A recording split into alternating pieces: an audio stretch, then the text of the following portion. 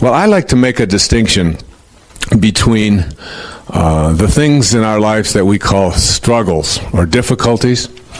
We'll just call them struggles. And facts. Our struggles and facts, the facts of life. Now, the fact is that I am 6'1". The fact is that I am 61 years of age. Fact is that I weigh 185 pounds. Fact is, all of the things that are unchangeable about my life are facts. Fact is that my hairline has receded slightly since I was a little boy, all the way to the back of my neck. These are the facts. Now, if any one of you were to tell me tomorrow, I would like you to come to this lecture hall, and I would like you to be 5'4", and I'd like you to be 30 years of age, and I'd like you to have a full head of hair, please. All right? You would say, well, you can't do that because the facts are such, and you can't do anything about the facts. Most of you would agree that you can't be a different age or different height, a different sex, and so on, than you are right now. Is that correct? These are the facts of your life. And there's lots of those facts, lots of them. How much is in your bank book, what kind of work you do, what kind of education you've had in your life, and so on. These are all facts. Now, the problems or the struggles that you face in your life are something very different. These are the result of how you interpret things and so on. You understand that you can do something about the struggles and about the problems and about the things that you face in your life. That you can do something about. You can change the way you think, the way you process things. You can move. You can change relationships. There's a lot of things that you can do. You can go back to school. You can learn a new trade. There's endless numbers of things you can do about the problems, the struggles that you face in your life. We can do lots of things about that. But you can't do anything about the facts. The real facts, and there aren't too many. But the biggest fact of your life that you can do absolutely nothing about is your past. And most people spend about 80% of their mental energy on trying to change or being upset about the facts. And that's what I'd like you to take a look at when I say give up your personal history. It's a fact. I gave up my personal history. I gave up the idea that I was feeling sorry for myself for being an orphan, or for living in foster homes, or for not having a father. I gave it all up and realized that that was a choice that I made, perhaps unconsciously, perhaps even before I ever showed up. Who knows? But who's to question it? How can you question the facts? I don't go around and say, you know, I was born in 1940, I should have been born in 1460. I mean, you don't go around saying that. You say, that's the fact of my life. I showed up on the 10th of May in 1940. That's the day I showed up.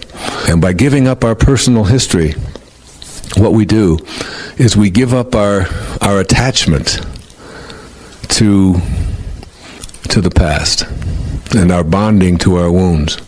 And we merge into something much more powerful, into this thing called the now. And the now is easy to talk about, but difficult for most people to be in, and yet it's the only place you can ever be. Every moment that you have of guilt in your life about what could have happened, what should have happened, takes place in the now. So people have often said, well, guilt is just a way of living in the past. There is no possibility of living in the past. It's an illusion of the ego. You can't live in the past. What you do is you use up your present, being immobilized over what took place in the past. But you're always in the present. And that's the only place that God is. Here, in this moment. And you don't worry by living in the future. There's nobody out there living in the future. You're living now, in the present, using up your moments now to be immobilized over what might or might not happen down the road. But make no mistake about it, that's all taking place now. This is all you get. Just the now. And to use up your now with this personal history, one of the great glories of giving up your personal history is you give up guilt along the way. You just give it up. And you start to look at all of these people that were in your life who did all of these things that you think they shouldn't have done. And instead of being mad at them and angry at them and using up your now with that anger and with that hatred and that bitterness, you begin to practice letting it all go. It's about understanding that people come into the world and do what they know how to do. Given the circumstances of their life, they do what they know how to do. It isn't good or bad, it isn't right or wrong, it isn't moral or immoral, it's just they're doing what they knew how to do. There is a quiet power that exists within each of USA Power that, when embraced, transforms the very fabric of our lives. It is a power that speaks not through force, but through a subtle yet unwavering clarity. It is the power of setting boundaries, of establishing in our own hearts and in the world around us the sacred space that preserves our peace, our joy, and our truth. Many of us walk through life with a deep sense of disconnection from this power, believing that to love others, we must give endlessly, to surrender ourselves entirely.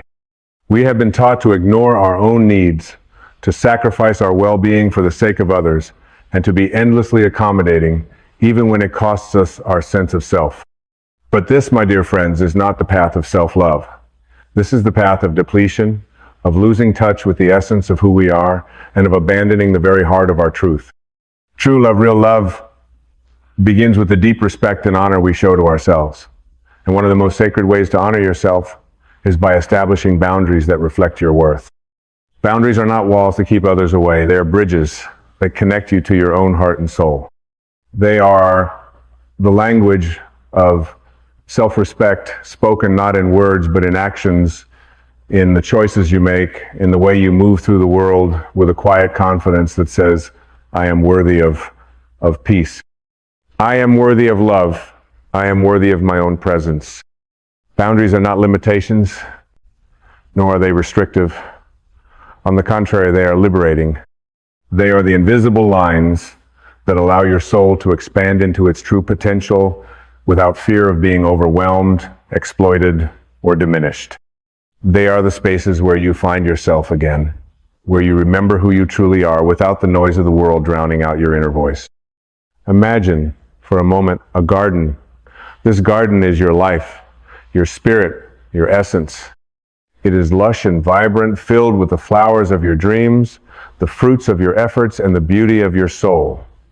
Now imagine that the garden has no fence, no boundary to protect it.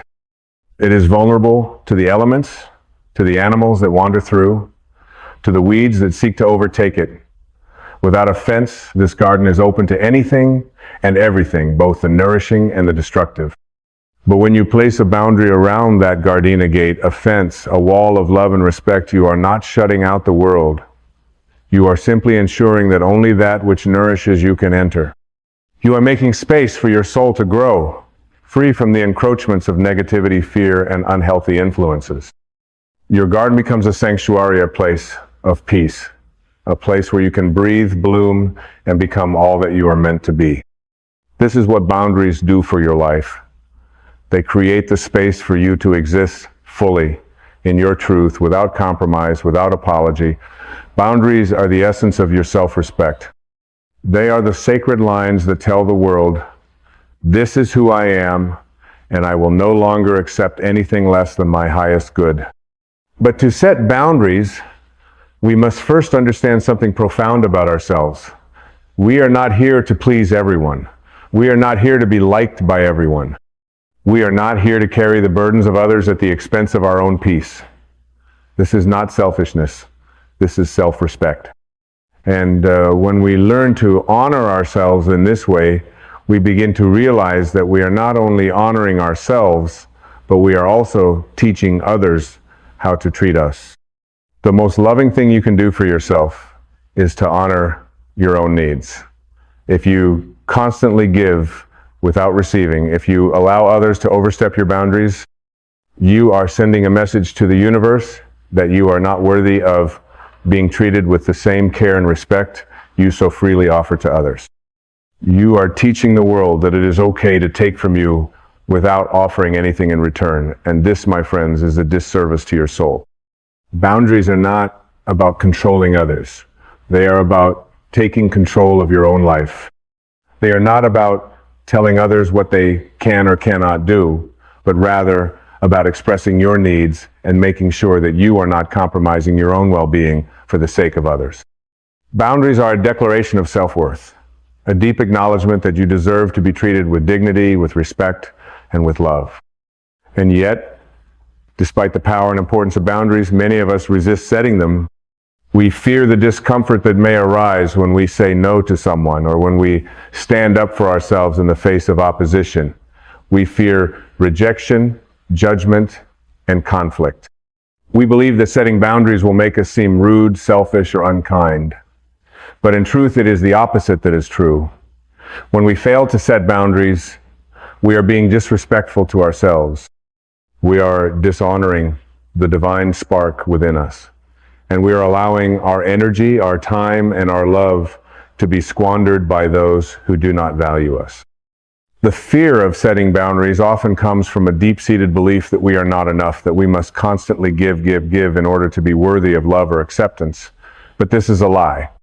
You are already enough. You are already whole.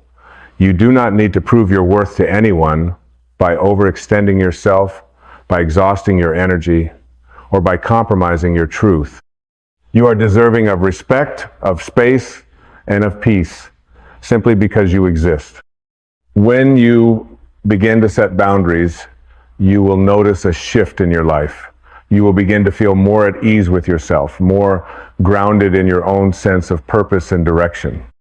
You will begin to attract people who respect you, who honor your needs, and who value your presence. You will find yourself in relationships that are mutually nourishing, where giving and receiving flow in balance.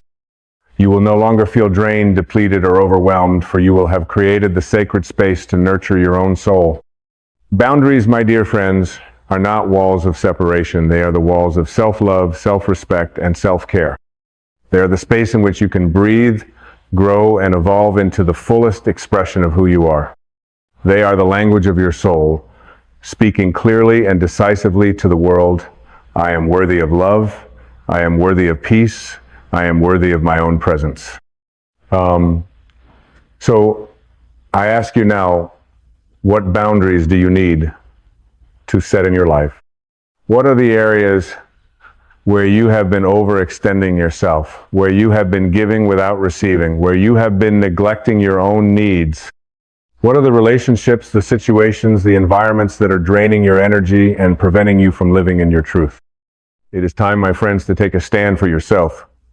It is time to honor your soul. It is time to create the sacred space in which you can thrive. And as you do, you will find that the world around you begins to shift. You will no longer be a victim of circumstance. You will no longer feel helpless or overwhelmed. You will be the master of your own life. And in doing so, you will become a beacon of light for others to follow. Remember this, boundaries are not barriers, they are bridges. They are the lines that connect you to your highest self, to your truth, and to your deepest potential. They are the language of self-respect, spoken not in words, but in actions, in choices, and in the way you live your life. And when you speak this language with clarity and conviction, you will find that the world responds with the same love, respect, and peace that you have chosen to give yourself. You are worthy of your own love. You are worthy of your own respect. You are worthy of your own peace. And the time to honor yourself, to set your boundaries, is now. May you walk forward with the strength and courage to honor your truth, to honor your soul, and to embrace the beautiful, powerful, and divine being that you are. As you stand at the threshold of this new understanding, let us take a moment to reflect on the profound transformation that is occurring within you. In this very moment, you are shedding the old layers, the beliefs and fears that have held you hostage for far too long. You are unearthing the truth that has always resided within you, waiting patiently for you to remember. You are not here to serve others at the expense of your own soul's peace. So many of us have lived in a state of fear, fearing the consequences of asserting our boundaries, believing that we would be abandoned, criticized, or misunderstood. We've been taught that self-respect is selfishness, that honoring our needs is a sign of weakness. But what if, instead of being weak, this is where your true power lies? What if honoring yourself, taking the time to nurture your spirit, your mind, your body, was the most powerful act of self-love and respect you could ever offer to the world? Imagine for a moment that your soul is a vast, expansive ocean. It is deep, boundless, and brimming with infinite potential. But imagine if that ocean had no shores, no boundaries. It would be constantly swayed by every passing current, every wave that came its way. It would be endlessly susceptible to the storms of life, with no protection, no foundation upon which to stand. But when you create boundaries, when you set the shorelines of your soul, you are allowing your ocean to be still, to find its own rhythm, to flow within the beauty of its own vastness. You give yourself the space to breathe, to reflect, to grow in a way that is aligned with your deepest essence. Boundaries allow you to be your truest self without fear of being swept away by the demands, expectations, and judgments of others. When you stand firm in your truth, when you honor your needs, you are not rejecting the world. You are simply choosing to honor the love and wisdom that resides within you. You are saying to yourself and to the world, I am worthy of my own care. I am worthy of my own peace. I am worthy of my own love. And when you honor yourself in this way, something miraculous happens. You begin to magnetize the same energy into your life. You start to attract people, situations, and opportunities that respect your boundaries, that honor your essence, and that support your growth. Your life begins to unfold in a way that feels natural, effortless, and aligned with your soul's purpose. You begin to experience relationships that are mutually nourishing, where love flows freely and without condition, where respect is a given, not something that needs to be earned. But it all begins with you. It all begins with your decision to stop waiting for the permission of others to live your truth. No one else can give you the validation, the peace, or the love that you seek. It can only come from within. The boundaries you set are not walls to keep the world out. They are doors to invite in only that which serves your highest good. They are the spaces in which you come alive, in which you connect with the deepest parts of yourself that have been waiting for you to remember. As you move forward in life, there will be times when you are faced with challenges, when people will test your boundaries, when life will ask you to stretch beyond your comfort zone. In those moments, remember this: you do not have to say yes to everything. You do not have to sacrifice your peace, your well-being, or your truth for the sake of others. Your boundaries are not rigid. They are flexible, fluid, and ever-evolving. They can bend, shift, and grow with you, but they must always remain rooted in the love and respect that you have for yourself. When you choose to honor your boundaries, you are not closing yourself off from the world. You are opening yourself to a deeper, more authentic connection with the world. You are teaching others how to honor your needs just as you honor theirs. You are creating a space where love, compassion, and understanding can flourish, free from the distractions, judgments, and insecurities that often cloud our relationships. And in this space, you find your true power. You realize that you are not a victim to the circumstances of your life, but the creator of your experience.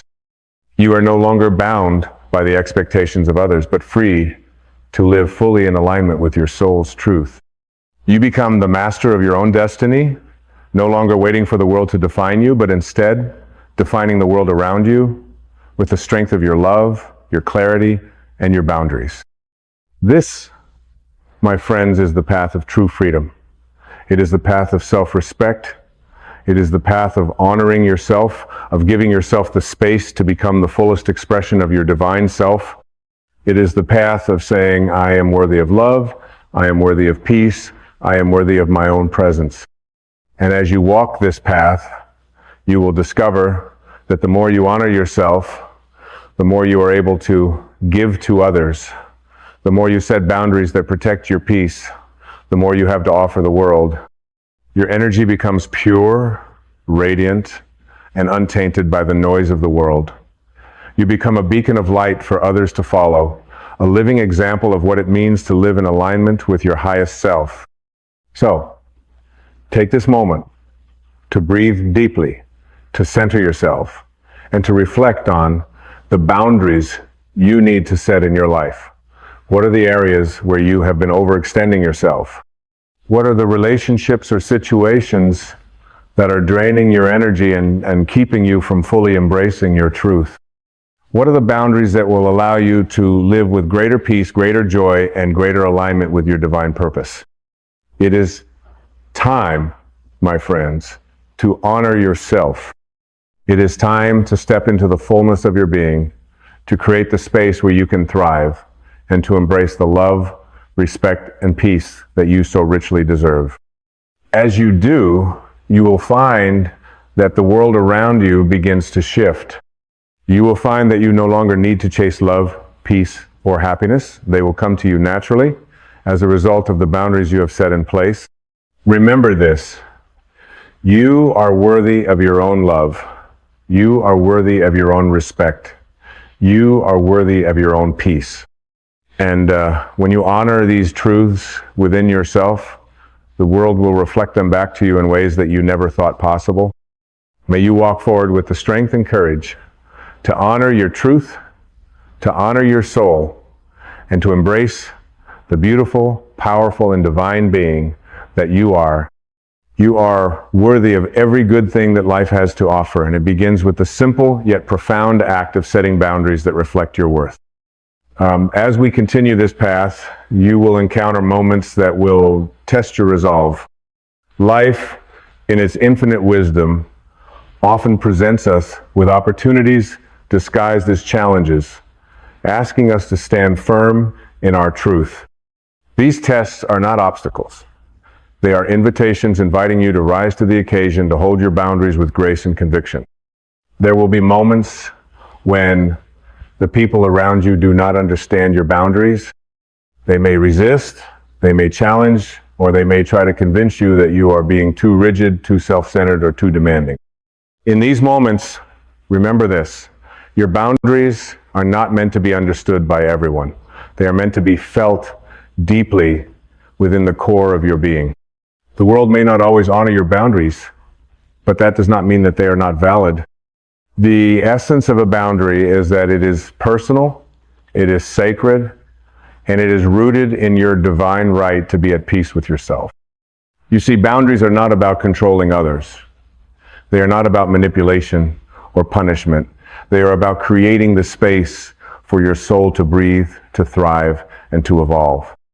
They are the invisible lines that protect your inner world, that safeguard your peace, your energy, and your purpose. When you set boundaries, you are not rejecting others. You are simply affirming that you have a right to exist in your truth, free from the distractions, expectations, and manipulations of the world. It is in these moments of resistance, when others push against your boundaries, that you are called to stand firm in your power. This is not an act of defiance, it is an act of self-respect. It is a recognition that your needs, your peace, and your well-being matter. And when you hold firm to your boundaries, you are not just honoring yourself, you are teaching others how to honor you as well. Boundaries also serve another profound purpose. They bring clarity into your relationships. When you set clear boundaries, you are communicating to the world exactly what you need, what you will accept, and what you will not.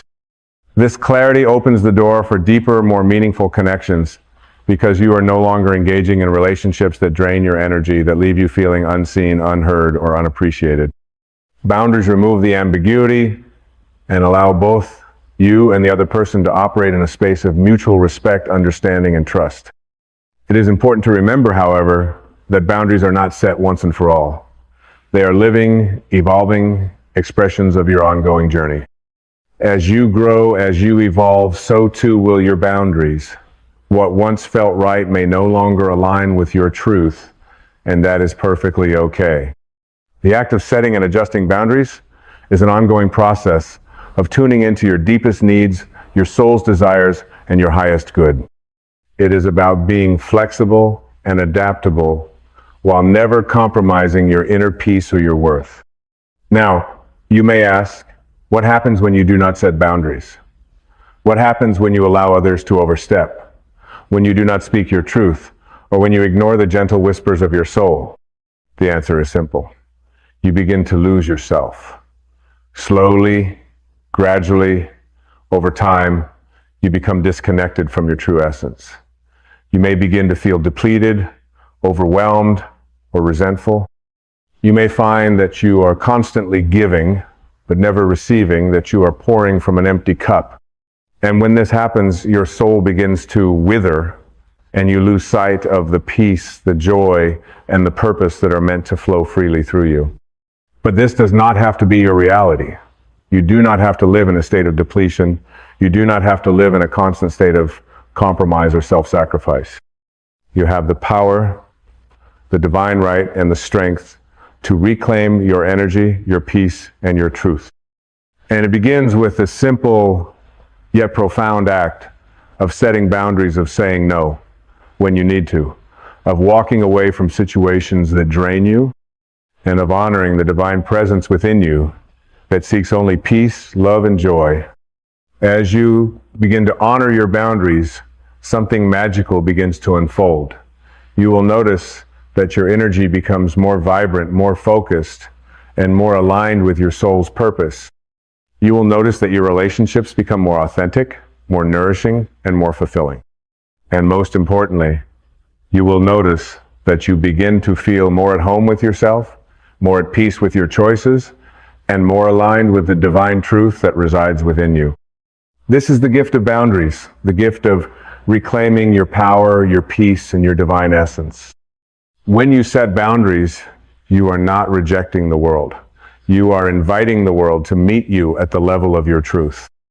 You are inviting the world to recognize your worth, to honor your space, and to see you as you truly are a divine, worthy, and powerful being deserving of love, respect, and peace. As we come to the close of this journey, I invite you to take a moment to reflect on the boundaries that you need to set in your life. What areas need more space?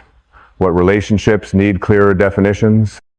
Where are you giving away too much of your energy, your time, or your love?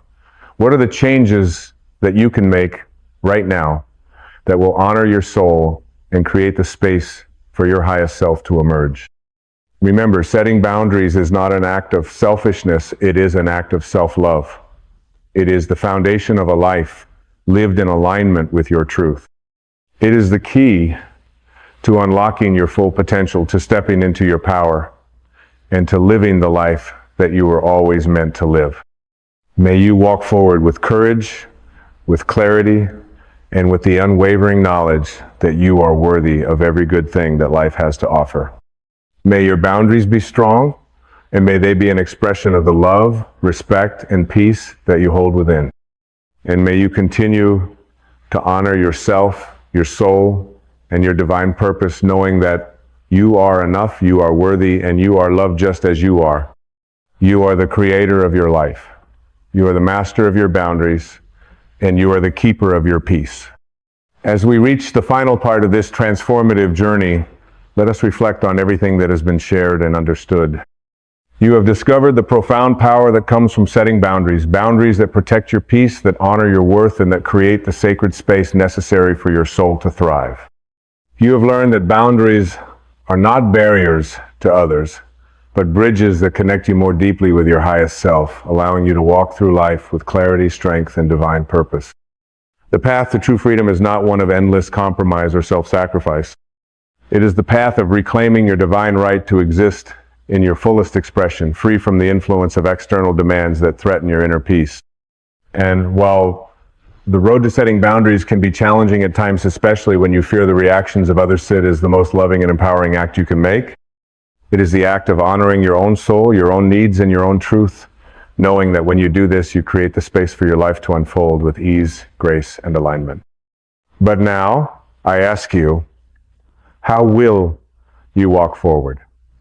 The knowledge you have gained in this moment is not meant to remain only as an idea. It is meant to be lived, breathed, and embodied.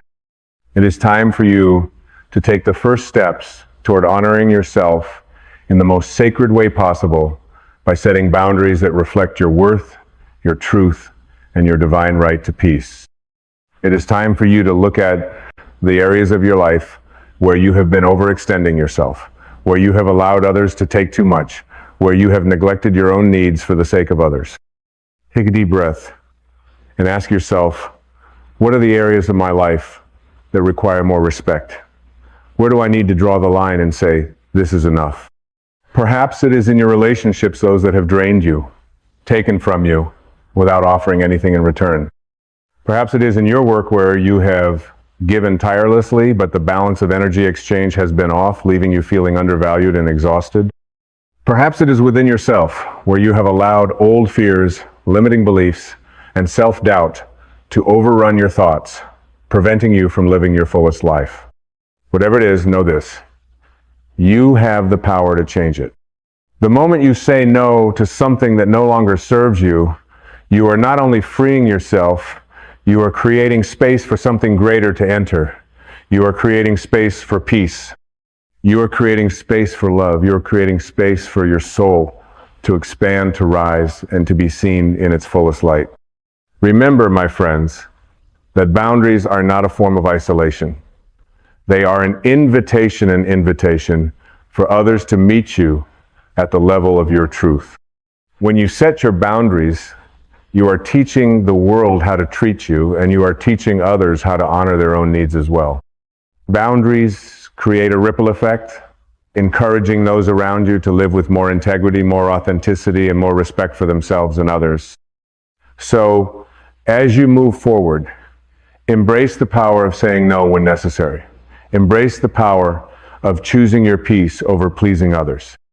Embrace the power of stepping into your worth, knowing that you are enough, that you are deserving, and that you are worthy of your own love, care, and attention.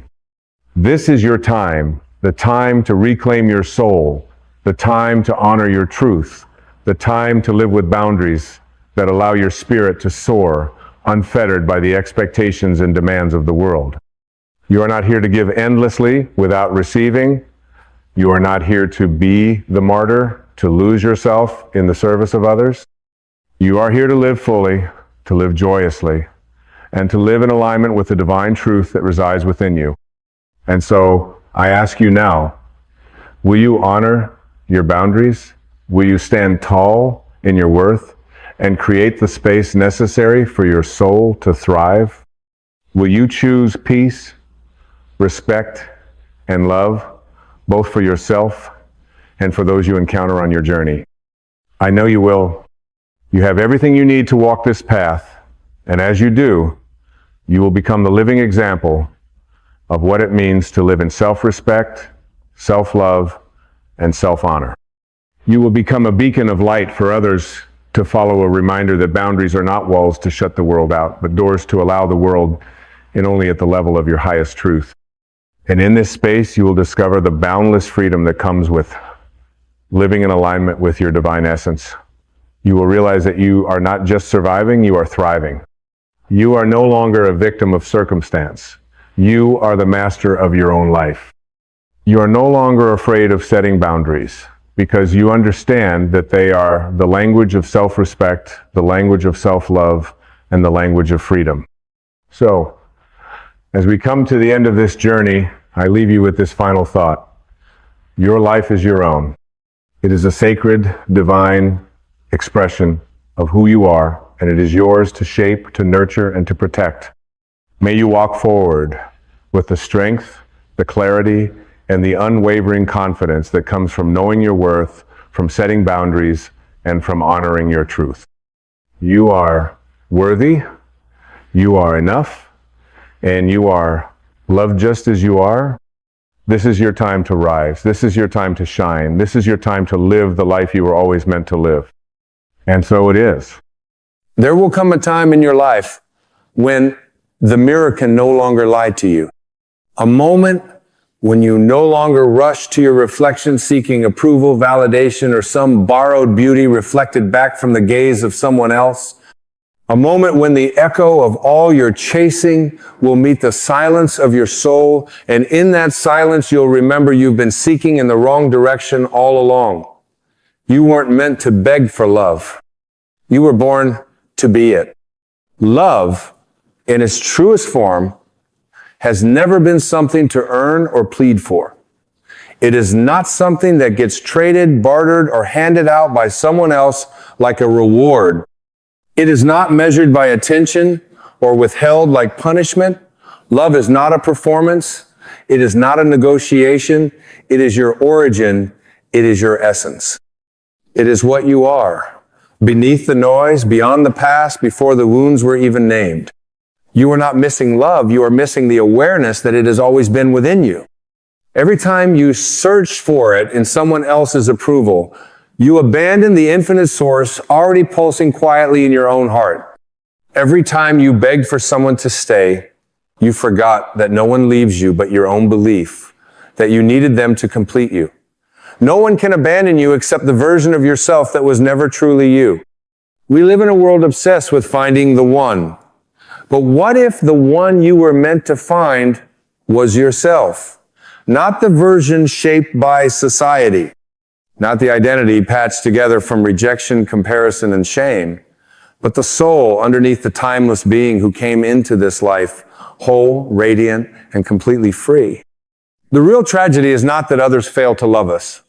The real tragedy is when we fail to remember that we never needed them to. Your soul did not incarnate to earn love. Your soul came to express it. You are not here to be chosen. You are here to awaken to the truth that you were never unchosen in the first place. There is nothing to prove, nothing to strive for. You don't need to impress, seduce, or convince anyone of your worth, because your worth is not a question. It is the answer. It is the constant. It is the silent light that has never left you. So why do we beg? Why do we lower our voice, dim our light, twist ourselves into shapes just to be accepted? It is because somewhere along the way we were taught to believe that love is conditional, that it is scarce, that it must be earned by pleasing, performing, or pretending. And in doing so, we abandoned our own power. We handed our divine worth over to the fickle opinions of the world, forgetting that no one can truly love you until you love yourself enough to stop seeking their permission to exist. To beg for love is to forget who you are. It is to kneel before illusions and ask them to define you. It is to place your sacred identity into the hands of someone else's broken perception. And let me be clear, no matter how loving someone else may be, they cannot give you what you've denied yourself. Even the purest love cannot fill a soul that has become a stranger to itself. You cannot drink from someone else's cup and expect it to quench the thirst of your own inner emptiness. That thirst must be met at the well of your own soul. Healing begins the moment you stop outsourcing your self-worth. The moment you stop performing for love like a child on a stage and instead sit quietly with yourself and ask, what am I still trying to earn that was already mine when I arrived? What am I still chasing that I've never actually lost? Who taught me that love had to come from out there? You see, every time you choose yourself truly, wholly, unapologetically, you are no longer asking others to do what you are now doing for yourself. And when that happens, something powerful is set in motion.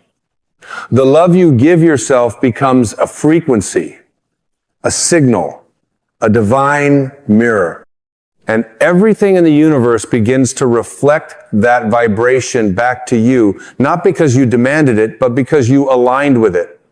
You stopped begging, you started being. Being love is very different than seeking love. When you are being love, you are no longer trying to extract it from others. You are radiating it from your center. You are becoming the source.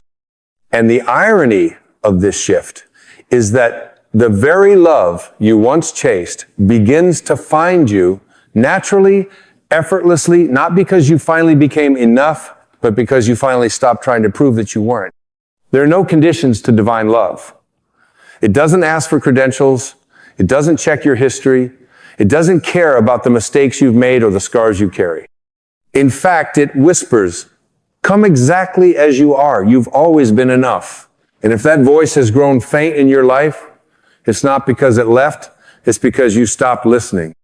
You started tuning in to the loud noise of the world instead of the quiet truth of the soul. But that voice, that sacred whisper of wholeness, it's still there, beneath the pain, beneath the story, beneath the masks and roles and desperate attempts to be loved. It's waiting for you to return to yourself, to stop performing and start remembering, to stop begging and start becoming, to stop chasing and finally rest in the love that never left. Let this be the moment you return to your own heart. Not as a concept, not as an affirmation, but as a lived experience. Let this be the breath where you stop negotiating your worth and start honoring your divinity. You are not the broken pieces someone walked away from. You are not the rejection that stung or the silence that haunted you. You are the soul who survived, the one who still believes even after everything in love. And that belief, it's not naive, it's sacred. It means you haven't given up on the truth. It means you are still connected to your source, no matter how distant you felt. So do not mourn the love that didn't stay. Celebrate the wisdom it left behind. Do not mourn the ones who couldn't see you. Honor the clarity they gave you. Every closed door was a redirection. Every unanswered call was an invitation to call yourself home. And perhaps the most tender truth of all is this: you don't need to be healed before you are worthy of love. You don't need to be finished to be held. You don't need to be perfect to be embraced. You simply need to be present with yourself, to stop abandoning yourself emotionally every time discomfort rises, to sit beside your own wounds and not treat them like problems to be fixed, but like stories waiting to be understood. That is how you begin to give yourself the love you've been begging others to give you. Not with force, not with performance, but with presence. Presence is the medicine the soul has been craving. Not attention, not validation, not another text from someone whose love is a currency of confusion. What you're yearning for is to feel at home inside your own being, to walk into the rooms of your heart and not feel like a trespasser, to no longer flinch from your own gaze. When you choose to become emotionally present with yourself, when you say, I see you, I hear you, I won't leave you, that is when the begging ends. Because you are no longer empty, you are finally home. And when you are home within, the world stops feeling like a battlefield. People stop being enemies or saviors. They just become mirrors.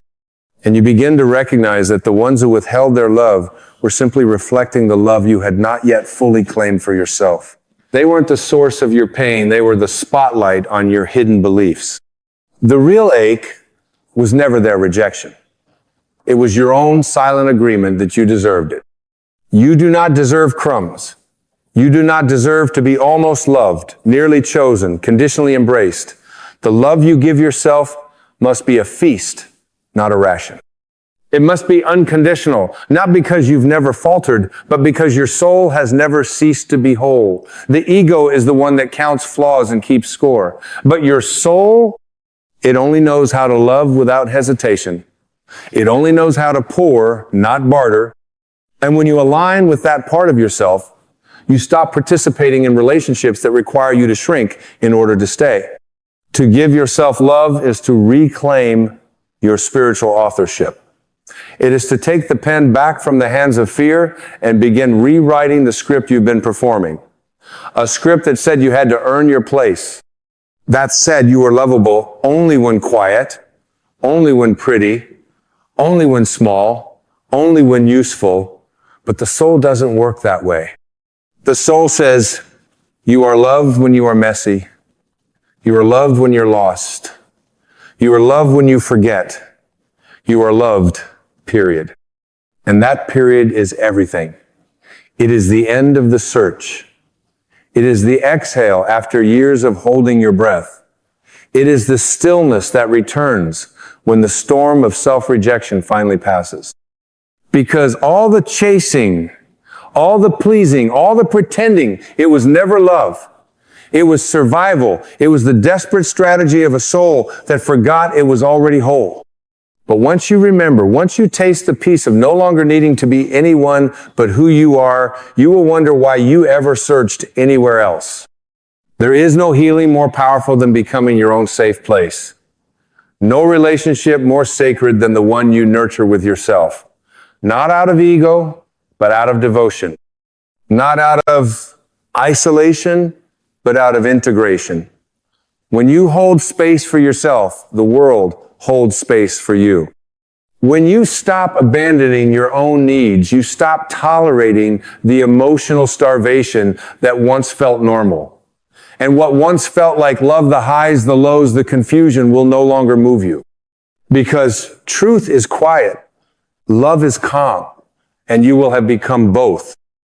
And it is from this state of inner union that you begin to attract a new kind of relationship, not based on dependency, not fueled by fear, not designed to fill your emptiness, but one that mirrors the wholeness you've cultivated. One that doesn't complete you, but complements you. One that doesn't distract from your healing, but dances with it. And until you've met yourself in that way, every connection will be a test of your worth rather than a celebration of your being. So when you find yourself begging, stop, pause, breathe, ask yourself, what am I trying to get that I am not giving? What story have I resurrected that says I must chase to be cherished? And in that moment, forgive yourself. Forgive the years you spent knocking on closed doors. Forgive the times you whispered, please love me, to people who didn't even know how to love themselves. Forgive the inner child who didn't know better. She was only doing what she thought was required to survive. But now you know better. And with knowing comes freedom. With freedom comes responsibility. The responsibility to choose yourself, not in defiance of others, but in remembrance of your truth. You are not here to be rescued. You are here to be revealed. You are not incomplete. You are in the process of unbecoming everything that taught you otherwise. The journey was never about finding love. It was about remembering that you are it. There is a softness that returns when you stop begging, a peace that rises when you let go of the need to be needed. It doesn't mean you stop loving others. It means you love them from fullness, not from hunger. From overflow, not from lack. You become the tree that no longer chases the rain because you've discovered the river within. You stop waiting for someone else to come and water your roots. You begin to bloom from the inside out. And this inner bloom cannot be undone by rejection. It does not wither when others walk away. Because it is not fed by attention. It is not sustained by performance. It is nourished by presence, self-compassion, and divine truth.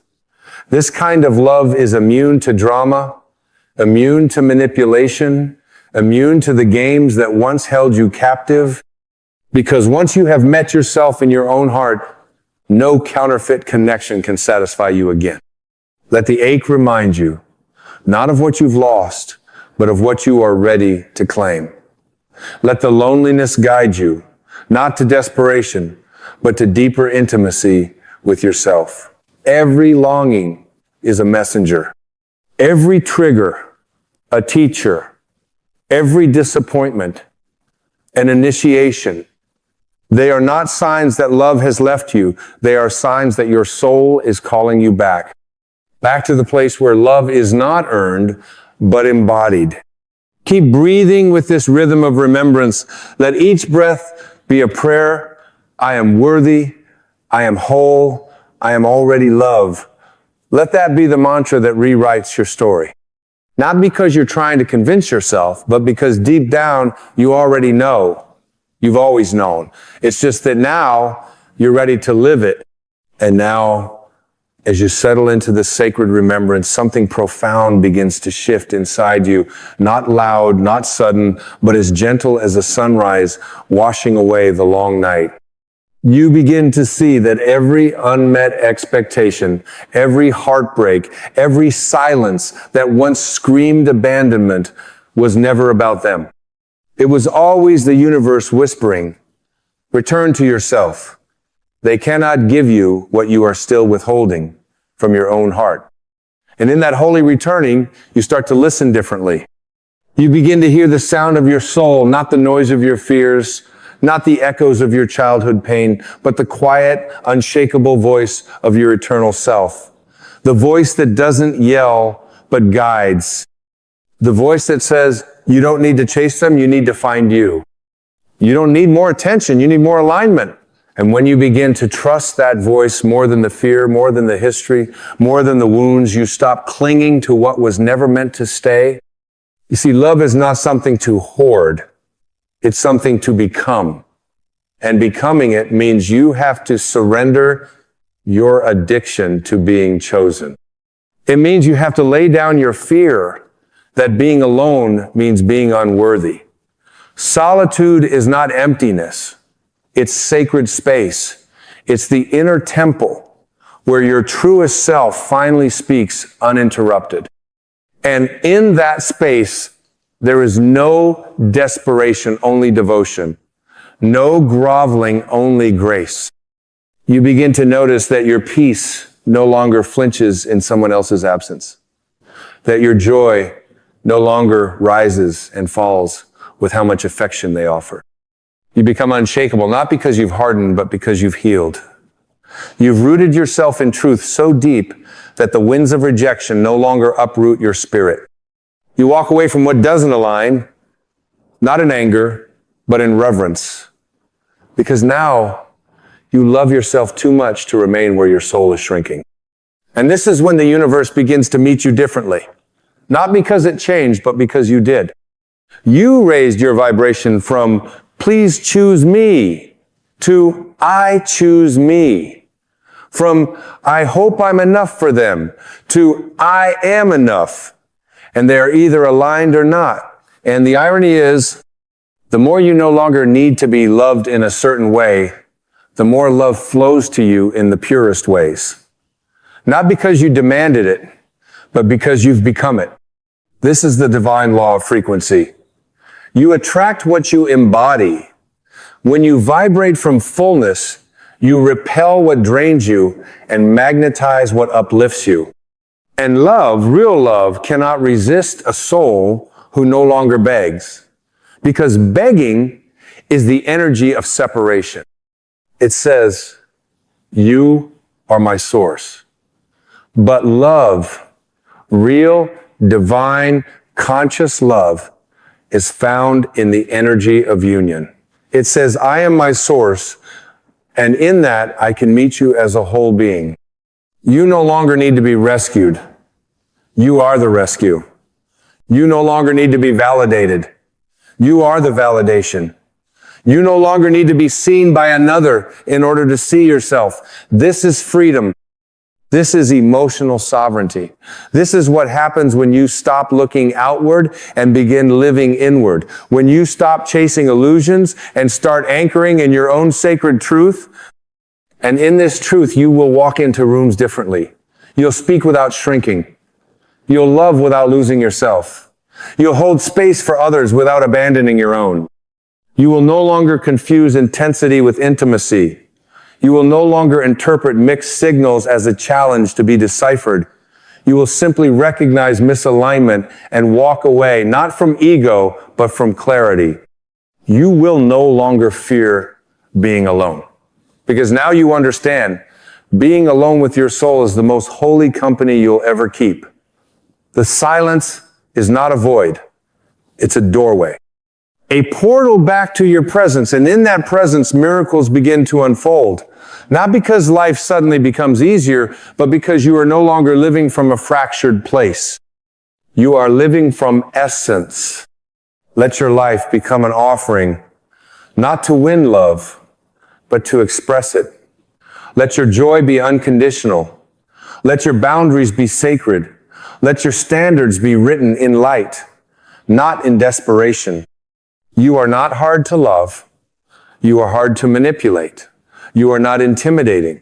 You are simply no longer abandoning yourself for the sake of being chosen.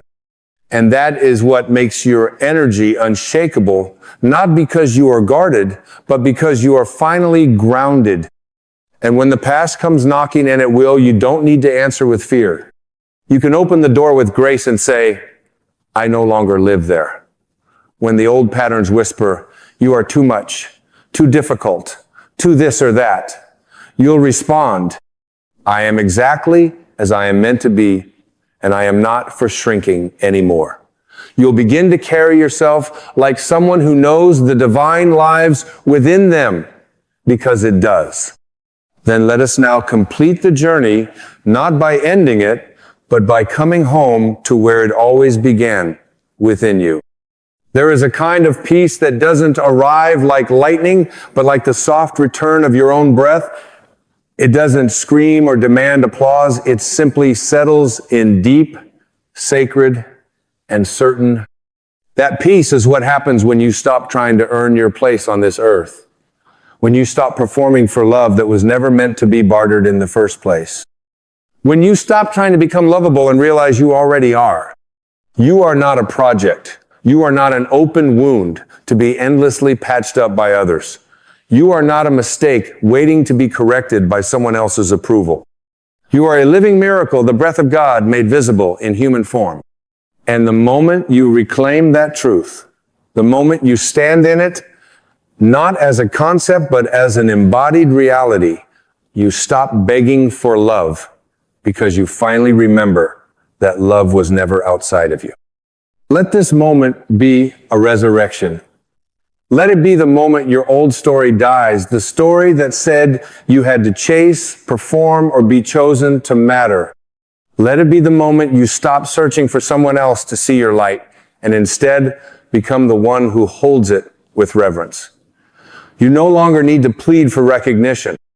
You simply need to recognize yourself. You are not here to be filled. You are here to overflow.